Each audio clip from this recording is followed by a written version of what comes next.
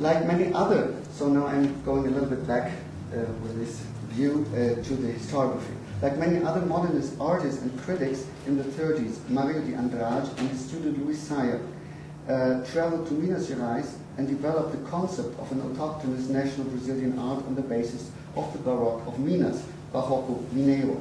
The work of the colonial era architect and sculptor Aleijadinho, Antonio Francisco Lisboa, served as their main evidence, even though his very existence is doubted by some critics. Aleijadinho was an ideal subject for Brazilian apotheosis since he supposedly represented mestiçagem in his personality. Nonetheless, he was constructed as an autochthonous artist who worked in the center of Brazil, which served as a nucleus for the birth of the Brazilian nation and their artistic representation, especially for the modernists, but also for the neo-Baroque. And just to say a small comment, why also the center is important, because from Ouro Preto, from Minas Gerais, it started the movement for the independence. So therefore it's very important, it's also a political movement.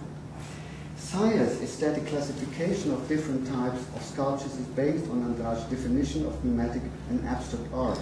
Andrade and Saya encountered the religious and also aesthetic origin of Brazilian art in its primitive and not in its Catholic culture. Hence, Saya concluded that the sculptures that he analyzed had and still have the function of magic objects in accordance with the tradition of black African objects. And his aesthetic interpretation culminated in the rather contradictory idea that they represent an authentic mestiçagem. So it's a very interesting, I put it in quotation marks because it's what is authentic mestiçagem. As a result, ethnic culture was incorporated into the national project. This use of the primitive, in quotation marks for sure, and the construction of authenticity as a founding myth by modernist theorists occurred also in relation to pre-Columbian culture. The Mexican case, for example, has been described by Shelley Arrington.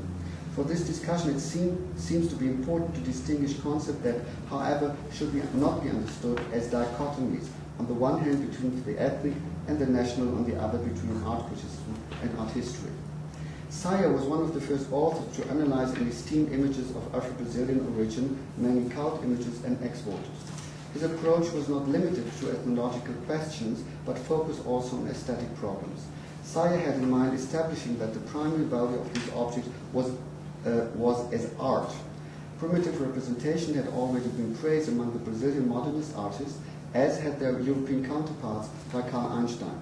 But in contrast to the European counterparts, Brazilians argued that Brazilian art history did not need to look for the types as established in distant Africa, but could find them in our, I quote, in our own Brazilian Baroque cultural formation, end quote. Participating in this national project about the historical Baroque, Saya emphasized the aspect of cultural mestiçagem and described the Afro-Brazilian forms of representation as camouflage. In this context, it is important to refer to today's postmodern and postcolonial theory, as we have already discussed. In addition, one may recall another famous concept, which already was named the anthropophagia, which is the basis of this concept, which was regarded at the time as a characteristic of Brazilian culture.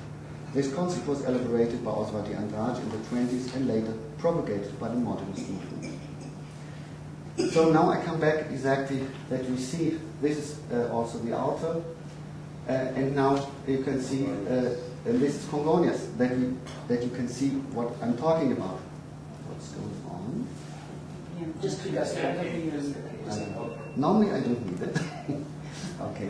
The Neo-Baroque church architecture proposed the conception of Aleijadinho in sculptures in front of the facade, which seemed to be a translation of the prophets of the Old Testament to the evangelists and the Holy Family. So here you see Nossa Senhora do Brasil in São Paulo, 20th century, and here you see Congonias. And this is also Congonias Aleijadinho.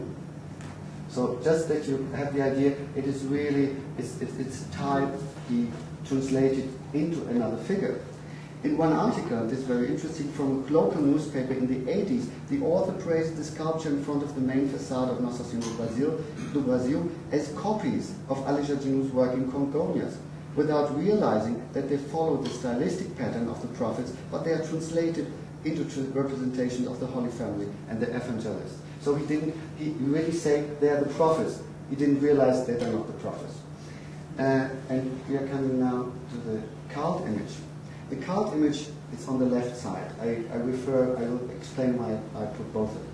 The cult image of Mary of the Divine Hearts was chosen to serve as a patron saint of the missionary efforts of the Capuchins in northeastern Brazil in Pernambuco in 1725.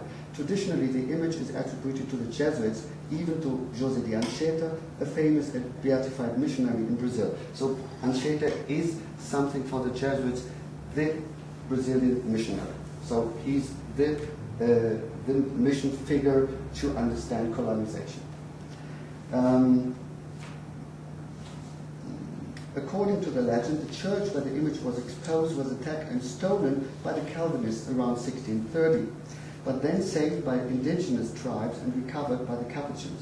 An official account of the image describes it as follows, I quote, "The image is made of wood representing a virgin Indian of beautiful feature holding in her lap a mestizo boy, each of them holds a heart in their breast." End quote, unquote.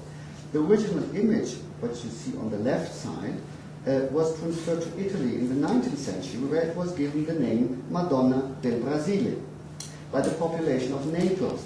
In 1924, when the Brazilian Bishop Frederico Benicio de Souza Costa heard of the image, he asked for a copy, which was installed in the Church Nossa Senhora do Brasil, which you see on the right side. During the inauguration in 1958, the sermon pointed out the importance of the mestizaje as national project. I quote, you are neither Italian, nor French, nor Greek. You are Brazilian. Truly Brazilian, just like your dark child," referring to the mestizo child Jesuit of the cult image, unquote. Thus, the visual discourse of the church aims to establish a political, religious, and aesthetic position for the city. But there remains a very interesting aspect to the mention. The cult image we can find in the Brazilian church does not correspond to the description. It refers to its original in Italy, which originally has been in Brazil and legendarily was made there. The aspect of mestizaje appears only in the painting of Antonio Vieira. So as you can see, it is not a mestizo face, it's a white face. So, this is really too dark. I'm really sorry, because, I don't know, perhaps, here I have a detail, and there you can see. So in the painting, it is a mestizo child, and there you also have the adoration of the indigenous people. It is important for the modernist movement to analyze and reappropriate the Baroque and install a neo-Baroque. Also, the proper altar and the cult image condense the main ideas of a transhistorical and cultural neo-Baroque. They reflect also an internal and external transfer. The altar was transferred, literally, from Mogi das Cruzes to the newly erected church. The city in the interior represents the heroic, in quotation mark, history of the Bandeirantes, which are like I make it a very, you can call them the cowboys of Brazil, so, which were hunting, they were slave hunters. So this is what they were. But they are called heroes, and you can find a lot of monuments idolizing them.